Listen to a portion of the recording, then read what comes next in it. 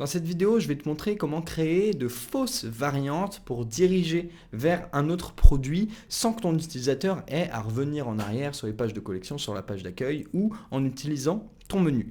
C'est valable déjà, alors c'est sûr et certain, si tu as décidé de faire une fiche produit est égale à une variante d'un même produit. Bon, je te déconseille quand même de faire ça, mais si tu l'as fait, peut-être que tu as tes propres raisons. Et dans ce cas, eh bien, c'est un composant qui va être utile parce qu'il va te permettre de switcher facilement, ou du moins il va permettre à ton utilisateur de switcher facilement entre les couleurs. C'est pas optimal parce que ça demanderait un rechargement de page, mais eh ben, c'est mieux que rien. Malheureusement, pour ce faire, tu es quasi obligé, t'es obligé de passer par la technique. Il n'y a pas de solution à part de mettre un lien texte qui va te permettre de jongler sur une autre fiche produit, surtout avec un style de variante. Donc ça, c'est sûr et certain. Donc soit tu appelles un développeur, soit tu passes directement par notre merveilleux outil, le Theme Full Stack, dont tu peux retrouver le lien dans la description de cette vidéo et que tu peux évidemment tester gratuitement.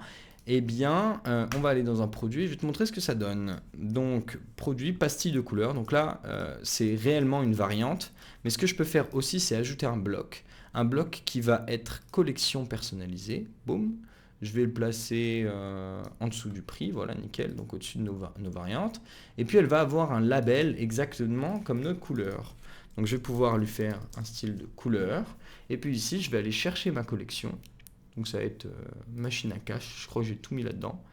Et puis là, là j'ai un visuel qui n'a pas d'image. Évidemment, tu es censé avoir une image produit différente par produit. Et tu peux mettre aussi une couleur. Et pour activer les pastilles de couleurs, donc pour avoir le même résultat, il va falloir juste ajouter un metafield. Et on t'explique comment faire dans ce tutoriel comme d'habitude. Voilà, c'est tout. Là, tu as une navigation de collection et puis là, je vais pouvoir jongler mais vers mes autres produits. Bon, vu qu'ils ont tous la même image, comme je t'ai dit, ça rend pas très bien, mais ça te donne un moyen, en tout cas un moyen assez cool pour ton utilisateur de ne pas avoir à revenir en arrière et du coup, ça simule une variante.